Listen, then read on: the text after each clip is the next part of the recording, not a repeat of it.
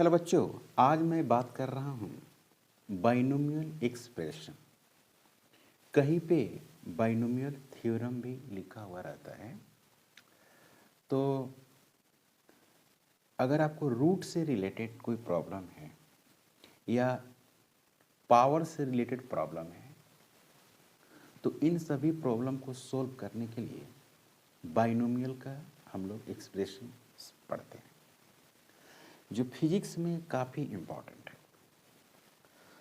तो वीडियो को पूरा देखना होगा, पूरा समझना होगा। हम बेसिक से एकदम बात करते हैं कि किसी भी तरह का रूट अगर फिजिक्स में आता है तो जो बच्चे मेडिकल की तैयारी करते हैं उनको काफ़ी प्रॉब्लम होती है। तो हम एग्जाम्पल में लिख रहे हैं, आपने ऐसा देखा ही होगा a प्लस बी इसका पावर 0 और आप लिखते हैं 1। फिर इस तरह का लिखते हैं a प्लस बी इसका पावर 1, फिर लिखते हैं आप a प्लस बी। उसी तरह से अगर मान लीजिए कि आपको ऐसे लिखा हो, सपोज दैट कि a प्लस बी इसका स्क्वायर, तो आप इसको लिखते हैं a square plus B square plus, है ना, 2ab। इस तरह की बातें लिखते हैं। ओके, अगेन यहाँ पर लिखते हैं क्या, a प्लस बी इसका पावर क्यूब।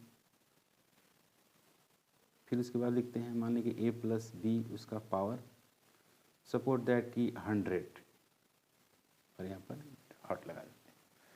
इस टाइप के जितने भी प्रॉब्लम हैं, इन सभी का सलूशन बाइनोमियल से ही मिलेगा।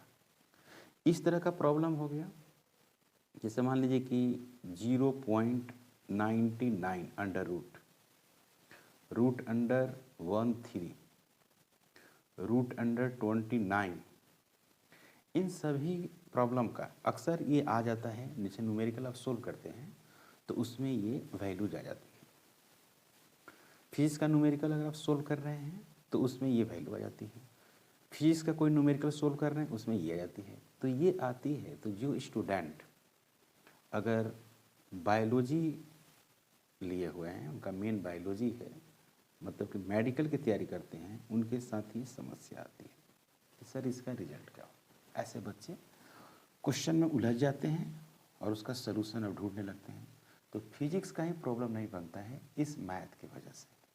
तो इन्हीं पे हम लोग बात करेंगे। इन सभी को हम लोग लिख सकते हैं बाइनोमियल एक्सप्रेशन। बाइनोमियल एक्सप्रेशन, और भी बहुत सारे एक्सप्रेशन हो सकता है, जैसे x प्लस 1/y, है ना, और इसका पावर 1/4, ये भी binomial expression. All are the binomial expression.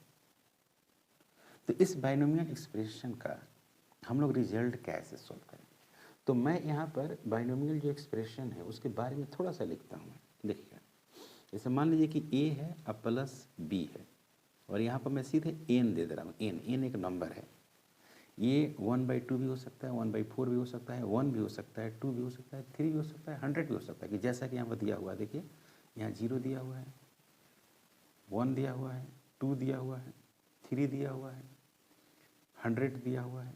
यहाँ पर क्या दिया हुआ है, 0.99 उसका पावर 1/2 दिया हुआ है, √3 दिया हुआ है, यानी √3 उसका पावर, सॉरी रूट अंडर 13 है और उसका पावर 1/2, और यहाँ पर 29 है उसका पावर 1/2। तो ये सब पावर है। तो इसको अगर हम ब्रेक करें, सपोज दैट इसको हम ब्रेक करना चाहते हैं, तो जब ब्रेक करेंगे तो बच्चों क्या बनेगा, ये a के पावर n बन जाएगा।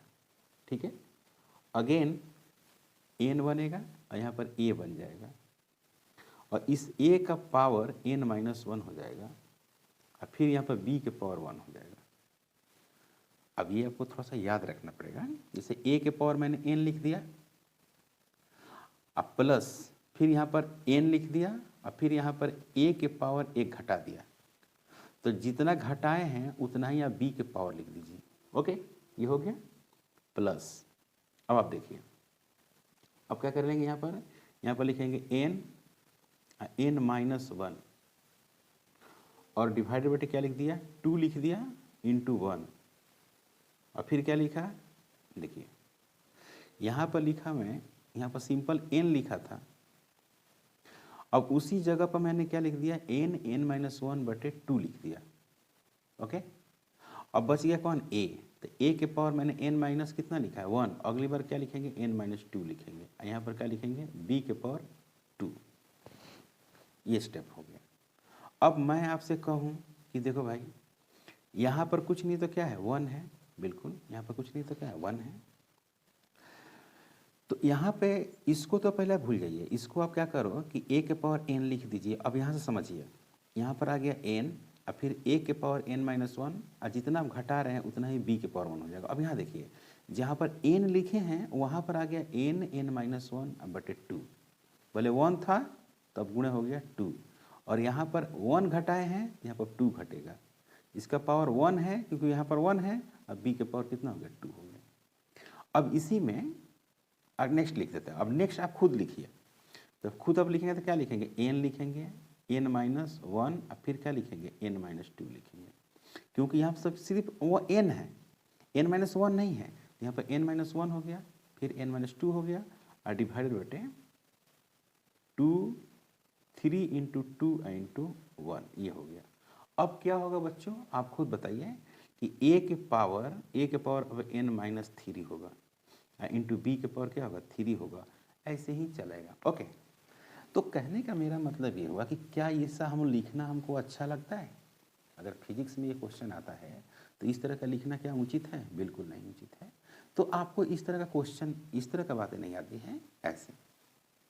अगर ऐसे आएगी भी तो उसका कंडीशन है, आगे हम लोग पढ़ेंगे। देखिए अब जैसे मान लीजिए कि हम इसको ब्रेक करना चाहते हैं, सपोज दैट इसको, या हम इसको ब्रेक करना चाहते हैं। देखिए इसको हम ब्रेक करना चाहते हैं, इसी पर, इस पर हम ब्रेक करना चाहते हैं, तो कैसे करेंगे? देखिए अगर मान लीजिए कि a प्लस b है, इसका पावर कितना है बच्चों 2 है, तो इसको इसी तरह से सोल्व करना है। कैसे सोल्व करेंगे जरा देखिए, यहाँ पर हो गया a के पावर 2 हुआ, n है, ओके जैसा है, अब प्लस n का मतलब 2, a के पावर कितना हो गया n कितना है 2, -1, b के पावर 1, अब प्लस क्या लिखेंगे n मतलब 2 -1, ऐसे ही लिख रहे, देख रहे हैं ऐसे ही तो लिख रहे हैं, इंटू a के पावर 2, n कितना है 2 है, -2, और b के पावर कितना हो गया 2।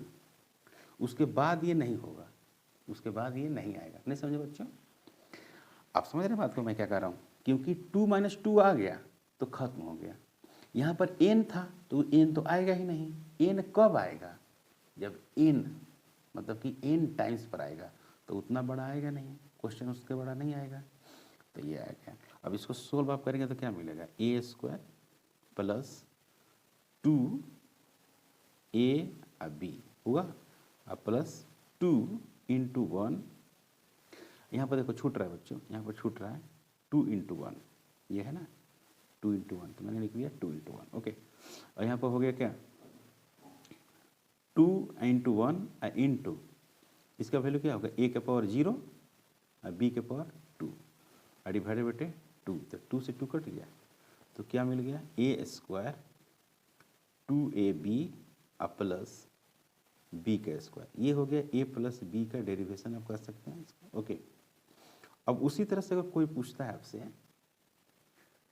अगर कोई पूछता है कि भाई आप इसका सोल्व करके बताइए, a प्लस b, कोई पूछेगा कि a प्लस b का क्यूब को सोल्व करिए, तो सेम आप इसी तरह से सोल्व करेंगे ना, जैसे ये सोल्व किए। देखिए तो a के पावर a प्लस b, इसका पावर n है, a प्लस b का पावर n है, तो a के पावर n लिख दिए, मतलब कि a के पावर क्या लिख दिया अब q लिख दिए। उसके बाद क्या लिखेंगे, उसके बाद n लिखेंगे, n मतलब यहाँ पर 3 लिखेंगे, और फिर a को क्या लिखेंगे 3 और -1 लिखेंगे, जैसे कि लिखा हमने। अब b को क्या लिखेंगे, b के पावर 1 लिखेंगे, प्लस फिर क्या लिखेंगे n मतलब कि 3 लिखेंगे और 3 - 1 लिखेंगे, और इंटू a के पावर क्या लिखेंगे बच्चों, a के पावर 3 और -2 लिखेंगे, फिर b के पावर क्या लिखेंगे 2 लिखेंगे, और डिवाइडेड बटे 2 इंटू क्या लिखेंगे बच्चों 1 लिखेंगे, फिर क्या लिखेंगे 4 लिखेंगे, यहाँ पर गलत हो गया, यहाँ पर 2 होगा ना, 2 है ना, n(n-1) था ना, एक मिनट, n(n-1), हाँ सही है, सही है, सही है। यहाँ पर हो गया 3 होगा, सही है, 3 इंटू 3-1। अब यहाँ पर क्या होगा, 3 इंटू 3-1 इंटू 3-2, ऐसे हो गया। अब a के पावर क्या होगा बच्चों, a के पावर 3-3, फिर b के पावर कितना हो गया 3, डिवाइडेड बाई नीचे क्या होगा 3 इंटू 2 इंटू 1। इसको सोल्व करिए, कंप्लीटली इसको सोल्व करेंगे तो a प्लस बी इसका पावर क्या होगा q इजिकल टू a का क्यूब, यहाँ पर क्या होगा 3a² प्लस, यहाँ देखिए 3, यहाँ पर 2, a के पावर 1 और b का स्क्वायर डिवाइडेड बटे 2, अब प्लस क्या होगा बच्चों, ये वाला सोल्व करो, 3 इंटू 2 इंटू 1 इंटू a के power 0 into B cube divided बटे क्या हो गया 3 इंटू 2 इंटू 1, ये पूरा कट गया। ओके, तो यहाँ पर क्या मिला a प्लस बी इसका cube is equal to a cube plus 3a² plus 3b² a plus B cube, ये आंसर आ गया, देख रहे हैं,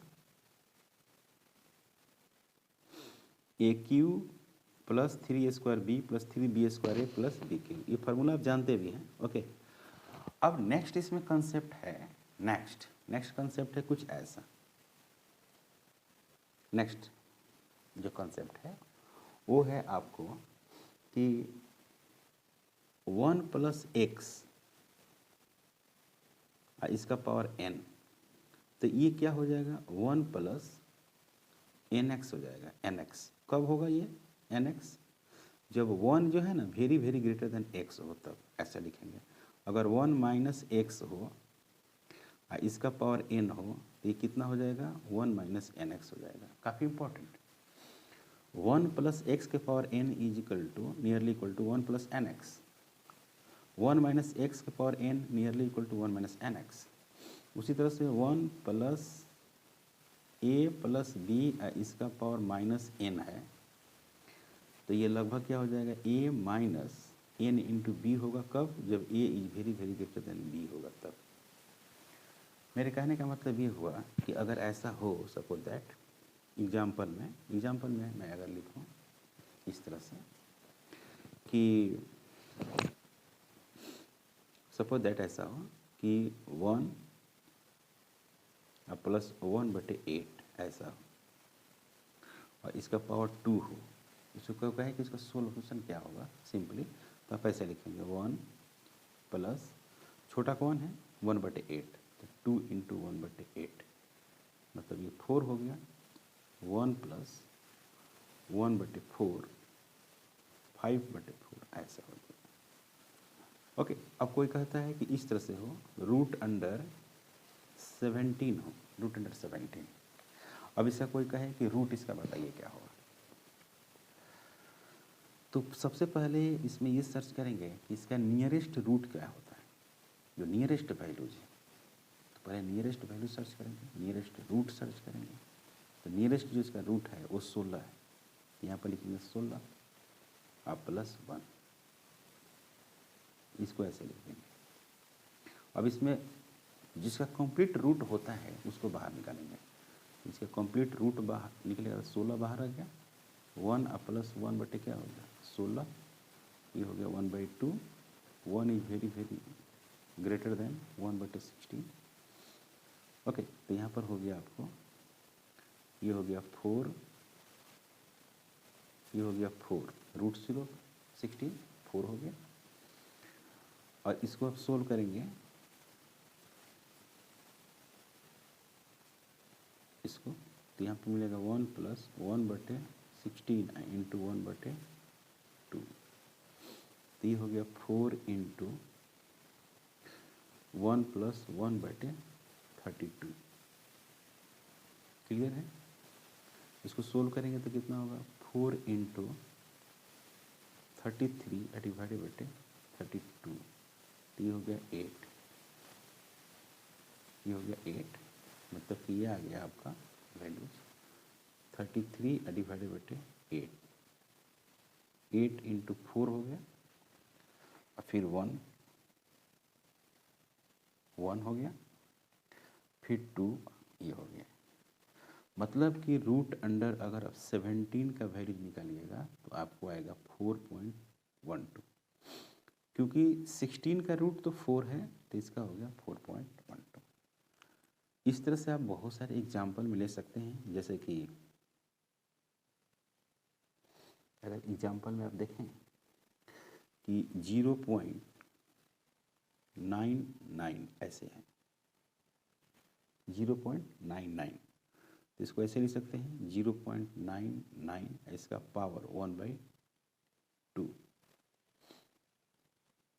1/2।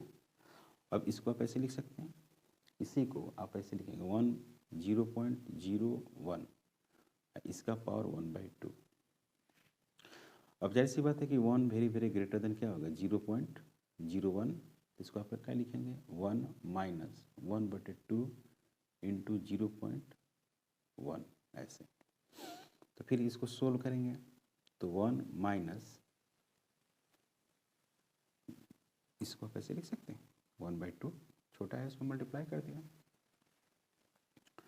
फिर लिखेंगे आप 1 0.5 इंटू 0.01, तो ये हो गया 1 माइनस 0.005। इसको सोल्व करेंगे आप तो लगभग होगा 0.995, और ये हो गया आंसर।